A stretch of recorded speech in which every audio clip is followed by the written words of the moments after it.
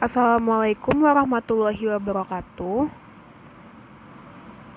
Kami dari kelompok 8 akan membahas dan menyajikan hasil diskusi kami tentang manajemen usaha yang beranggotakan Lutfian Nurandita, Nia Fadira Afriani, Sri Serli Durhaliza.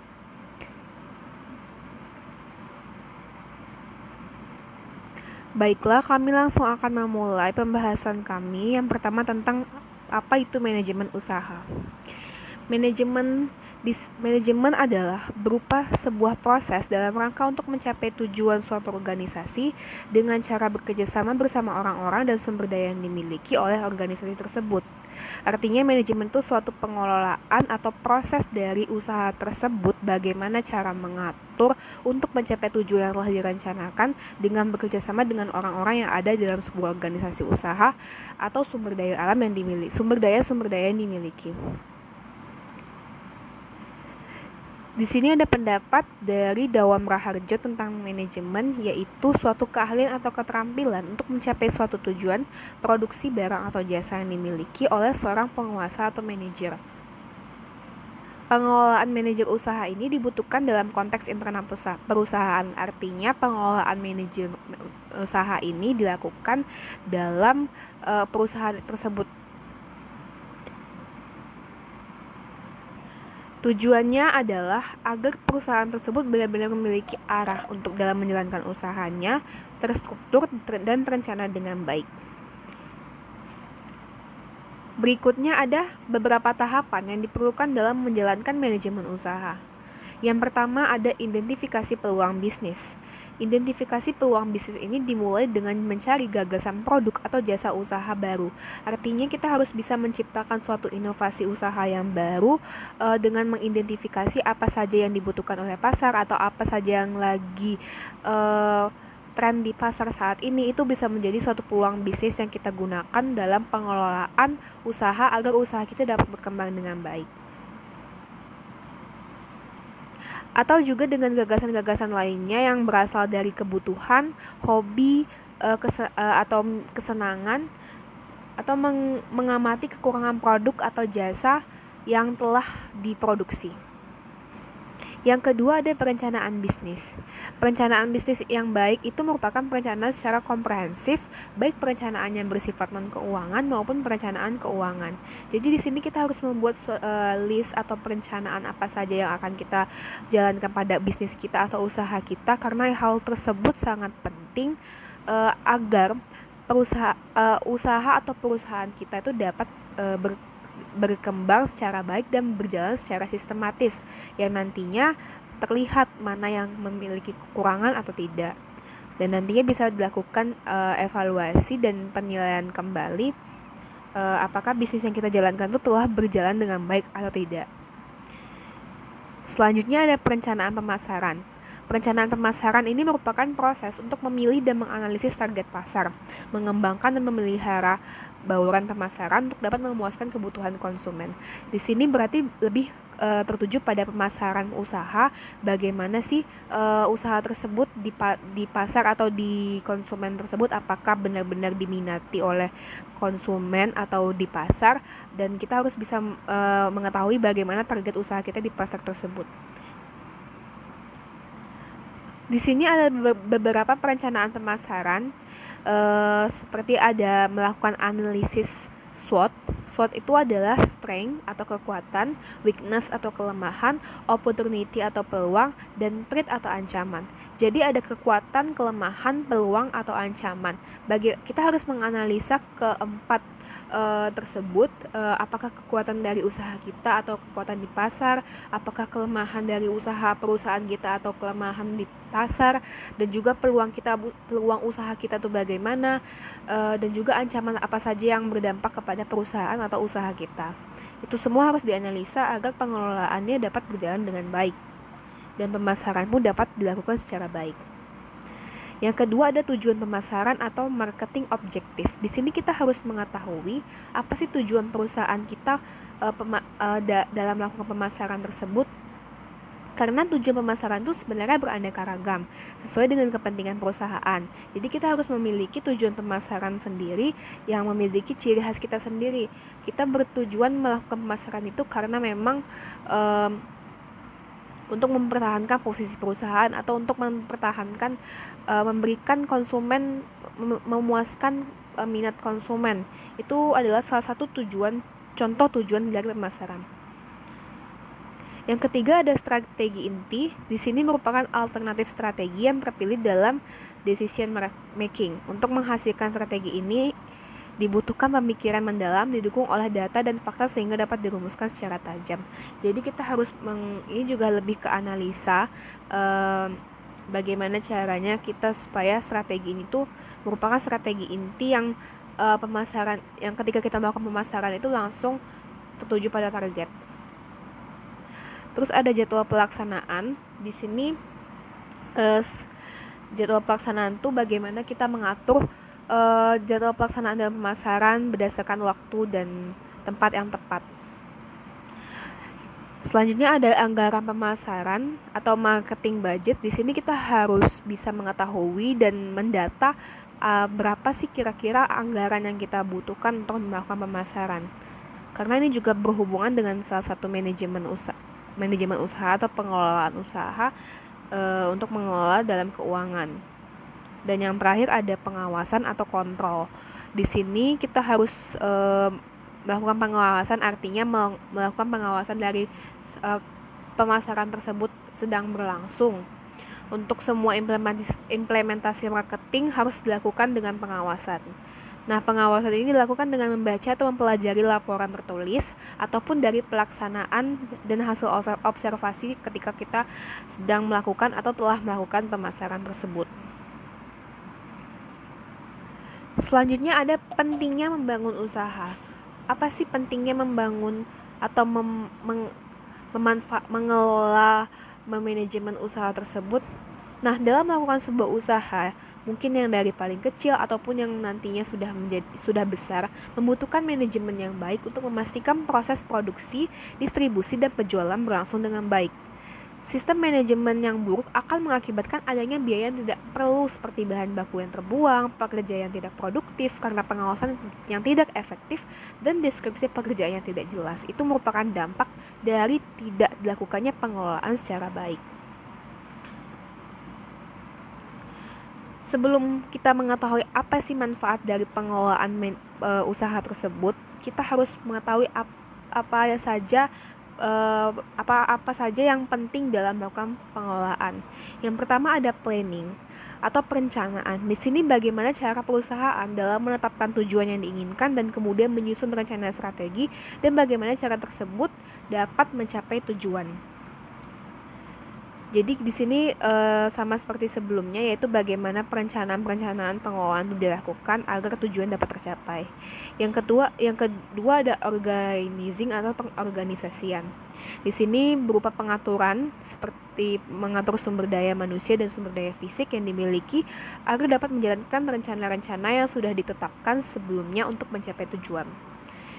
Yang ketiga ada direction atau pengarahan. Di sini adalah direction di sini maksudnya adalah segala upaya yang dilakukan untuk dapat menciptakan suasana kerja yang dinamis, sehat agar kinerja perusahaan dapat menjadi lebih efektif dan efisien.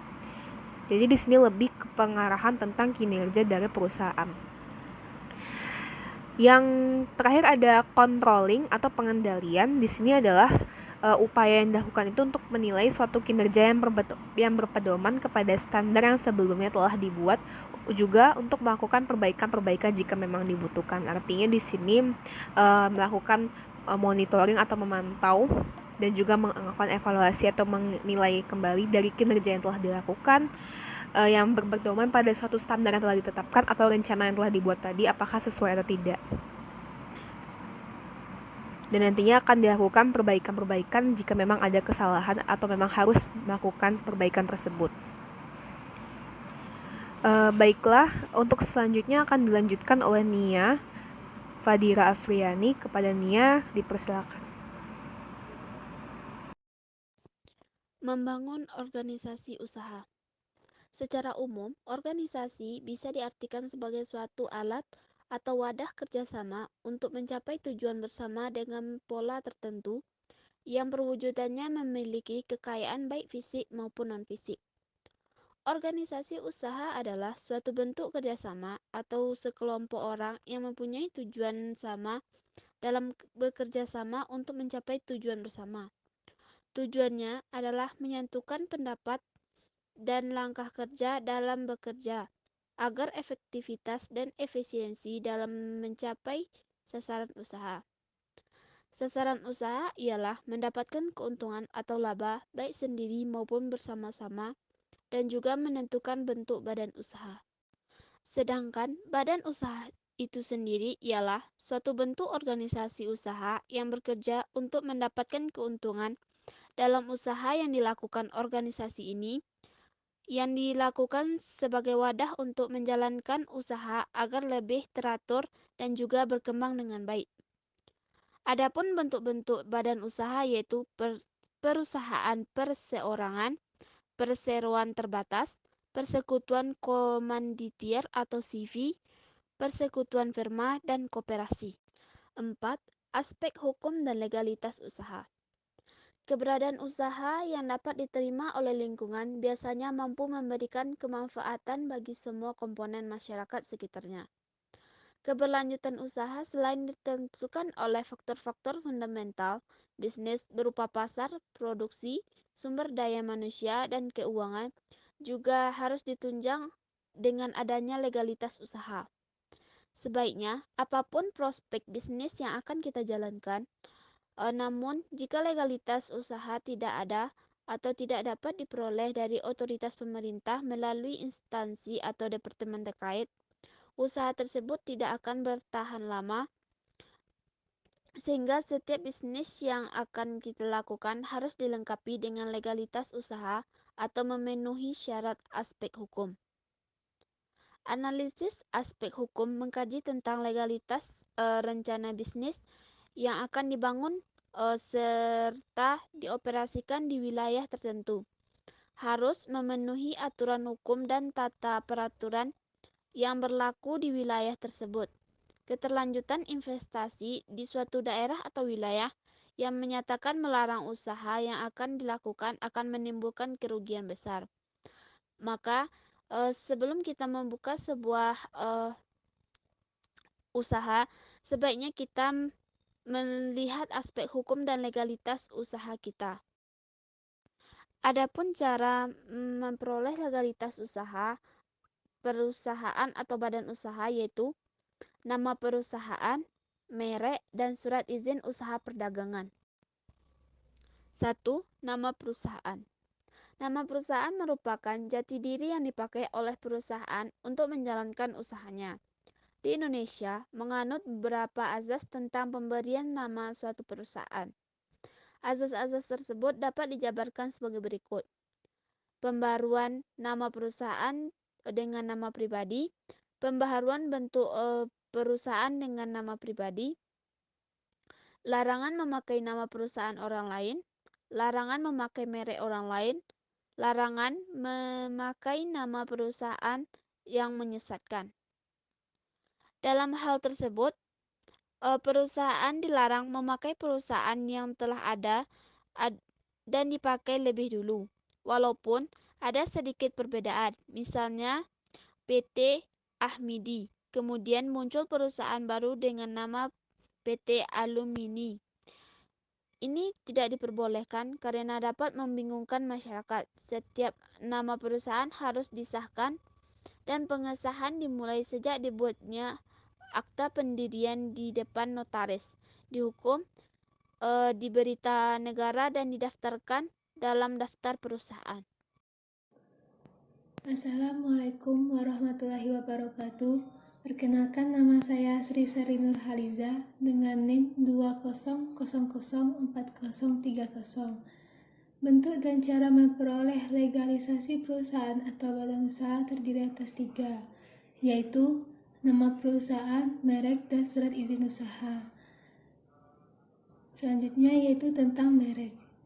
Ketentuan tentang merek diatur dalam Undang-Undang Nomor 15 Tahun 2001. Menurut Pasal 1 Undang-Undang Nomor 15 Tahun 2001 tentang merek adalah tanda berupa gambar, susunan warna, nama, kata, huruf-huruf, angka-angka, atau kombinasi dari unsur-unsur tersebut yang memiliki daya pembeda dan digunakan dalam kegiatan perdagangan barang atau jasa. Syarat merek dapat disebut merek jika memenuhi syarat mutlak, yaitu berupa adanya daya pembeda yang cukup atau capable of distinguishing. Menurut Pasal 7 Undang-Undang Nomor 15 Tahun 2001, syarat dan tata cara pemohon merek terbagi atas 3. Yang pertama, permohon diajukan tertulis dalam bahasa Indonesia. Untuk merek bahasa asing atau di dalamnya terdapat huruf selain huruf Latin, wajib disertai terjemahannya dalam bahasa Indonesia. Yang kedua, permohon ditandatangani pemohon dan dengan dilampirkan dengan pembayaran biaya. Yang ketiga, permohon untuk 2 kelas barang atau lebih dan jasa dapat diajukan dalam satu permohonan yang diatur dengan peraturan pemerintah.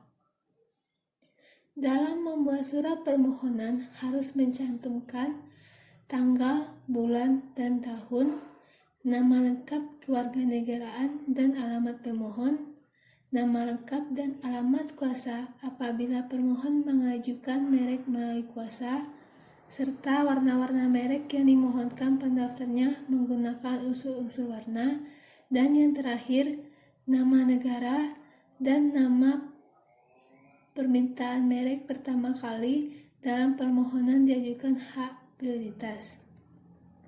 Yang ketiga, surat izin perdagangan.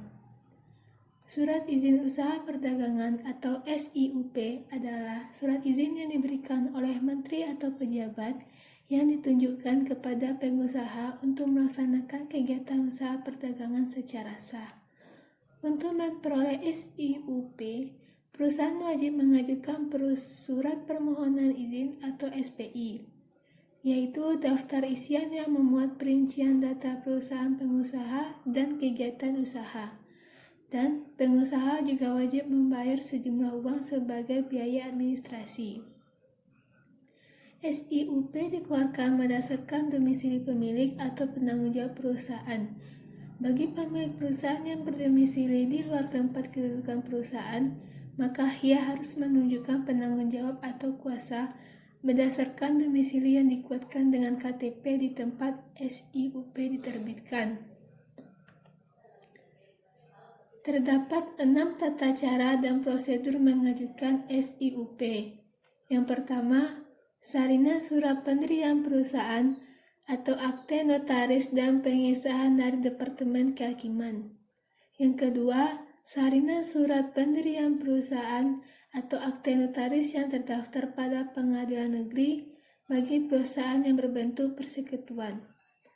Yang ketiga, salinan atau kopi surat izin tempat usaha dari pemerintah daerah.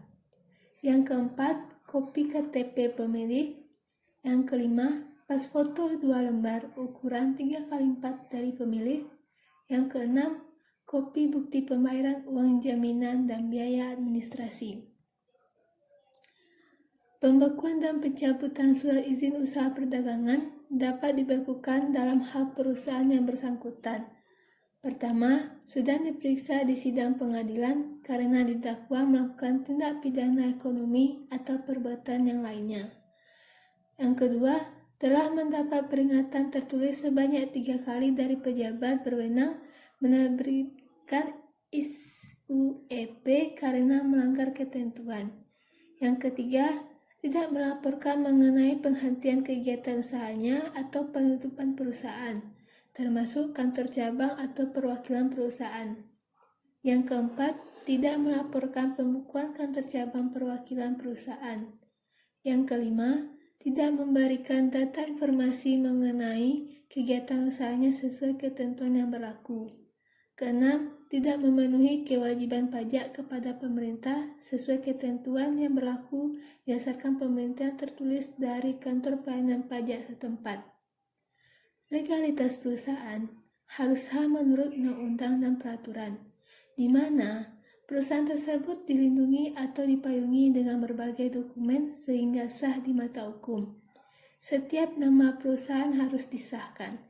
Pengesahan dimulai sejak dibuatnya akta pendirian di depan notaris, diumumkan di berita negara, dan didaftarkan dalam daftar perusahaan. Berikut penjelasan saya tentang bentuk dan cara memperoleh legalitas perusahaan atau badan usaha. Sekian, terima kasih. Saya lanjutkan ke moderator. Baiklah, mungkin hanya itu yang bisa kami sampaikan. Kurang lebihnya mohon dimaafkan dalam penyampaian atau dalam penyajian presentasi dan dari hasil diskusi. Sekian dari kelompok 8. Terima kasih. Wassalamualaikum warahmatullahi wabarakatuh.